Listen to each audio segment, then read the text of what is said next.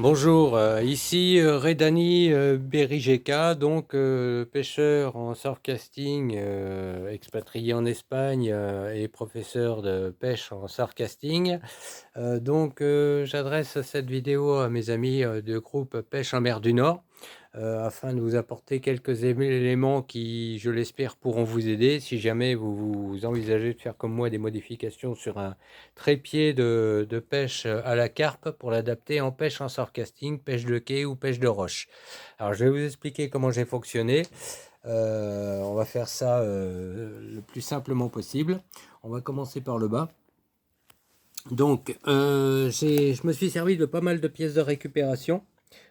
Entre autres, notamment des pieds en plastique télescopiques, vissables ou dévissables de sommier ou de lit, si vous voulez, et que j'ai récupéré. Donc, j'ai récupéré donc la partie du bas, la partie du haut, je l'ai virée, et j'ai adapté ça sur mes pieds, donc qui ne sont pas en pointe, mais que j'ai scié pour qu'ils soient plats.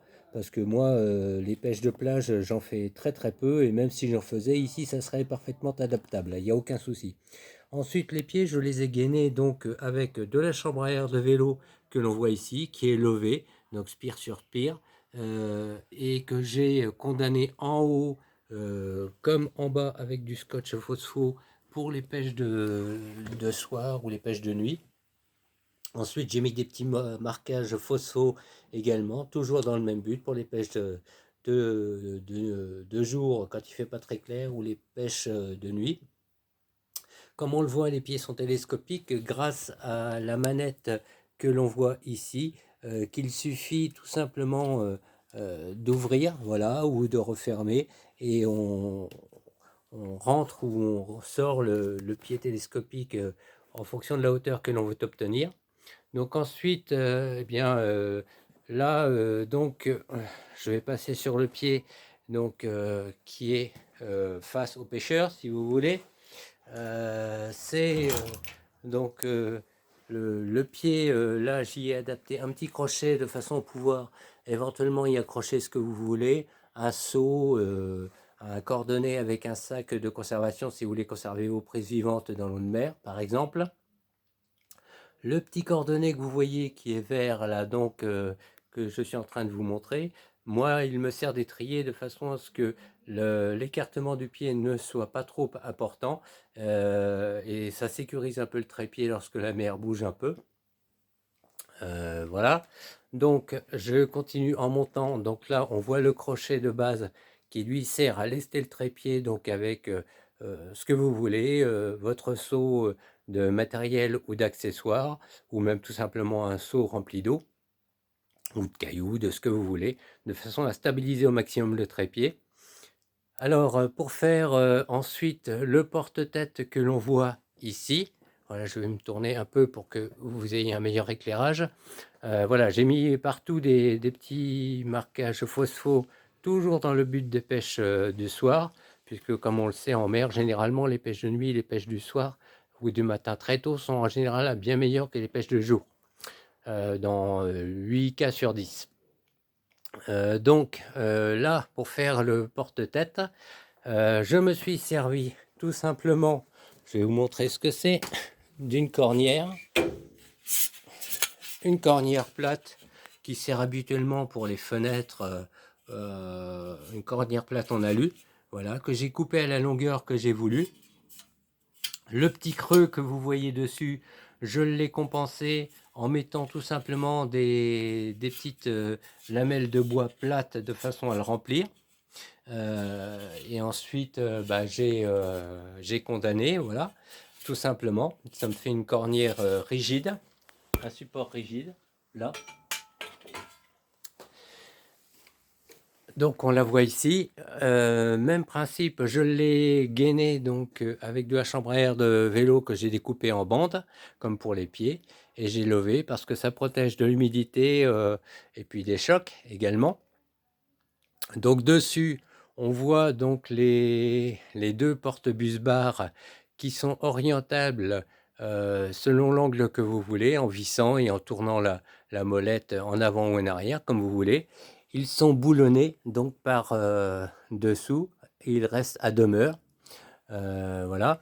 Et là, vous avez le bus bar qui, lui, est fixé avec un clip automatique que les pêcheurs de carpe connaissent bien, ce qui vous permet d'éviter d'avoir à tout dévisser à chaque fois.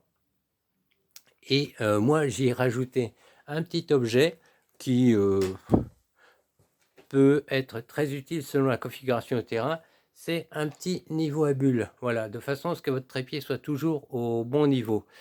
Et puis, donc, on voit le bus bar, donc avec les porte-têtes ou les porte-supports pour vos cannes, donc sur lesquels vous pouvez adapter, comme on le voit par exemple, un détecteur électronique ou alors au choix des têtes comme ceci. Et puis, bah, c'est réglable en longueur. Vous pouvez déplacer plus ou moins à droite ou à gauche ou le centrer comme je l'ai fait là. Et l'avantage aussi, c'est que grâce à ces clips automatiques que l'on voit ici, par exemple, sur ce modèle-là, voilà, on voit comment c'est. Hein, ça marche avec un petit ressort, tout simplement, qui est à l'intérieur. On tire dessus et hop, on clip la partie qui est là, par exemple, dedans. Voilà. L'avantage aussi, c'est que vous pouvez varier la longueur de votre bus bar. Donc mettre un bus bar comme moi, celui qui est en place fait 1 mètre. Là, je vous montre un bus bar qui pour moi fait environ 60 cm. Donc ça vous permet, selon les endroits où vous pêchez, d'avoir un écartement de vos cannes plus ou moins grand. Alors, on peut, comme vous l'avez constaté, sur le pied central, on n'a pas de porte-godet.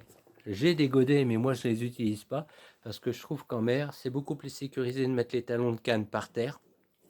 C'est beaucoup plus stable. Voilà.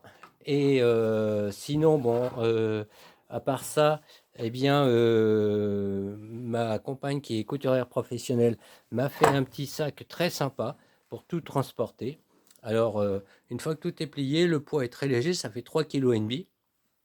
Et puis, il y a également un petit sac additionnel qui vient à l'intérieur dans lequel vous pouvez ranger les petits accessoires, comme les godets et les têtes, par exemple. Voilà. Et puis, il y a 3 petits lassages qui vous tient le tout en cours de transport. Alors voilà, j'espère que ça aura pu vous aider, vous donner des idées pour ceux qui veulent modifier un truc pour l'adapter en pêche de quai, pêche de roche ou pêche de plage même. Et puis, si vous avez un vieux rod-pod qui ne vous sert plus ou dont vous ne saviez pas vous servir en mer, ben maintenant vous saurez. Voilà, donc j'espère que cette vidéo vous plaira. N'hésitez pas à me faire vos remarques, à me poser vos questions et je vous aiderai au maximum. Voilà, si vous avez des questions, vous pouvez aussi me les adresser en MP, donc sur mon profil de Redani Berry GK sur le groupe de pêche en mer du Nord et Facebook. Voilà, je vous souhaite tous une excellente journée et puis un gros M à ceux qui vont en pêche en mer, hein, en espérant que vous aurez les meilleurs résultats possibles. À bientôt, au revoir.